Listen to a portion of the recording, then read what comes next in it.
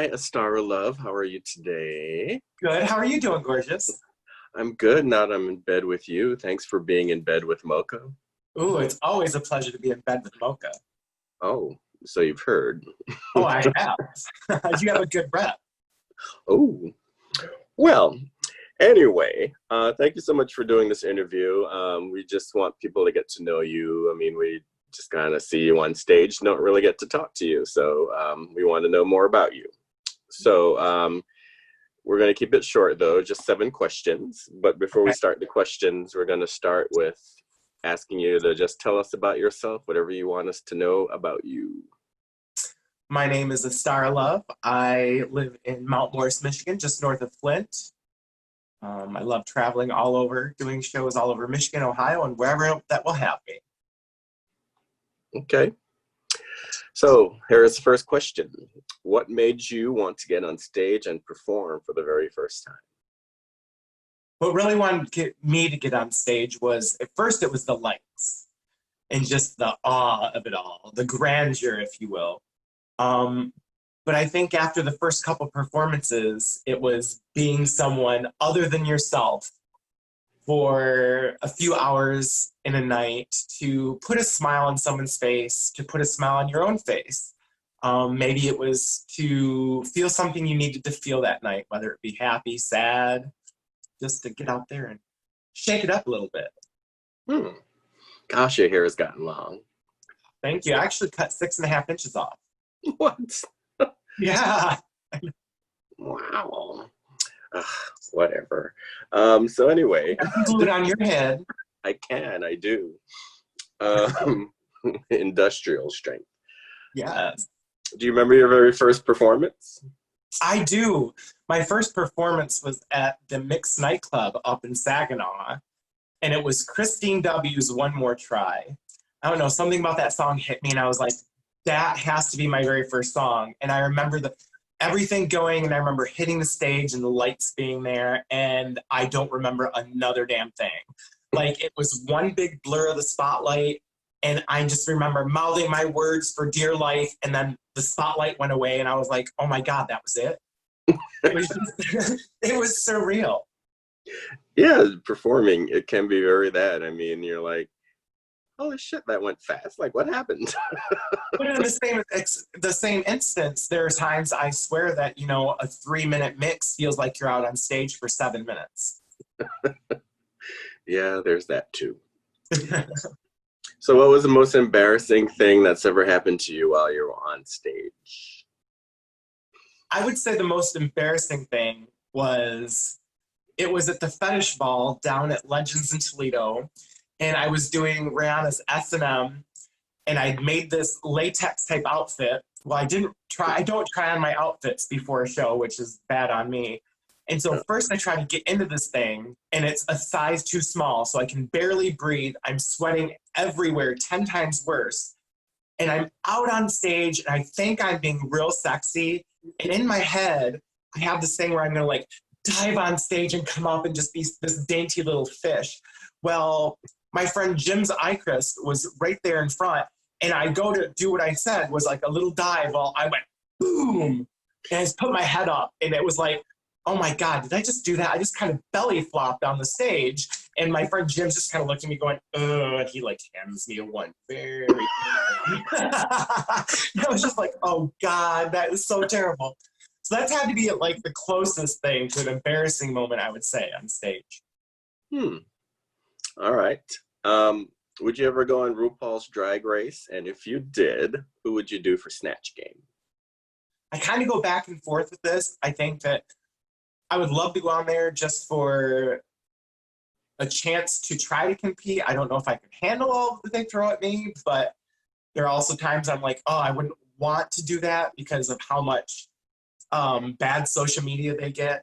They could do one thing that is really nothing, but yet social media just attacks them. So it's I don't know, it's a double-edged sword there. But if I did, I think I would go on there and do Patti LuPone, someone completely different. Because I didn't catch that. Patti LuPone. Okay, I'll have to Google. You will have to Google. Oh my gosh, girl. I'm So sorry. she was a big Broadway star from back in the day. She was the one who made Evita Okay. famous back in the day, the original Evita. Oh, okay. Well, I have this weird thing that I'm not into musicals that much, but Ara, I know that's like crazy, Okay, but well, you're old enough. Do you remember a show called Life Goes On back in the day? no. Okay, never mind. So, tell us about your year as Miss Gigi's classic. Girl, that was a whirlwind in itself. Um, it goes extremely fast. Nikki Stevens really loves to pack in everything in your year. So you have a lot of special events right off the bat. I think it's hard if you're not used to it going to doing a show every Saturday at the same place for a year. It's overwhelming. It's a lot of fun because you get to see different faces every weekend, some same faces every weekend, but to try to keep something fresh is hard. And when you don't have the time necessarily in the week to put something new together, you find yourself kind of repeating a lot, which was kind of a down thing for me. Um, but I think besides performing every week, the best part about that experience was the bond and the sisterhood that you can't necessarily get from just performing at a club here and there. Mm, To spend 52 weeks with, 6 other women every Saturday, whether you like it or not, you have this bond that forms. And that's something I wish that we had more of in the drag circuit. Some way to kind of come together more, to see each other, to talk good and bad, hash a lot of stuff out. mhm. Um, Even whether it be things we need to talk about interpersonally that we don't get a chance because we only see each other once every few months at some random club. So it's definitely was a good experience. You never know, I may do it again. Oh, hmm. All right. Stay tuned. Yes, Hmm. stay tuned. What are your hidden talents? Mm. Most people don't know, but I love playing musical instruments. I play clarinet and alto saxophone. I didn't So know I'm a that. little bit of a musician, and I grow some amazing pot. Anything you want to say about that other than growing it?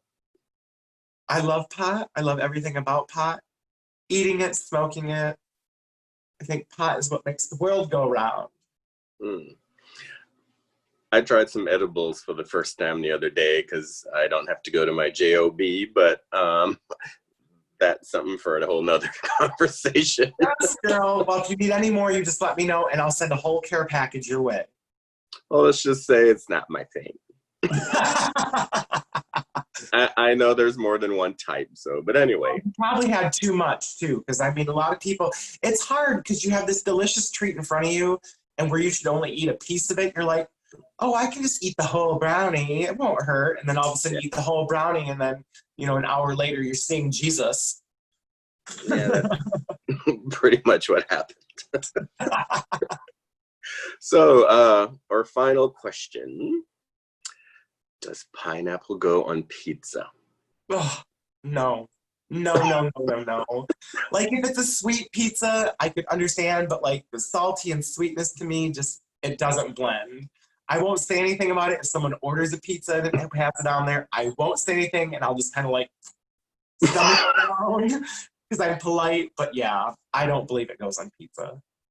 Okay, fair enough. I don't mind a pineapple and ham on a pizza as long as they're not like huge chunks. But anyway. So, believe it or not, that was the entire 7 questions. So now we can close out with any final thoughts, anything you want to tell new queens, any thoughts about what's going on in the world, about what's going on next with you. What are your final thoughts? My final thoughts are wear your damn mask. Let's get this damn corona bullshit over with so that we can all be hitting the stage. Because I want life to go back to normal ASAP like everybody else does. And I just think that if we all stick together, get through this, it'll work. And if anyone want some fun next month, I will be at the CRC Campground August 28th with Beauty Beyond Drag. They have a nice little show going on there, an outdoor show. So I'm really excited about. It is an all gay men's campground, private, so you do need to get a membership, but grab that membership and you never know what kind of bears you'll run into out in the wild.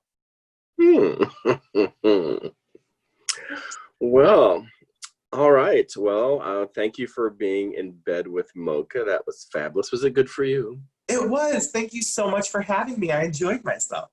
Oh, all right. You'll be getting a bill in the mail. Oh, perfect. All right. Well, thank you so much for your time, and we will see you soon. Wonderful. Thank you so much. All right. Mwah. Mwah. What'd you think? Did you like it? Are you coming back for more? Leave the $20 on the dresser. Thank you.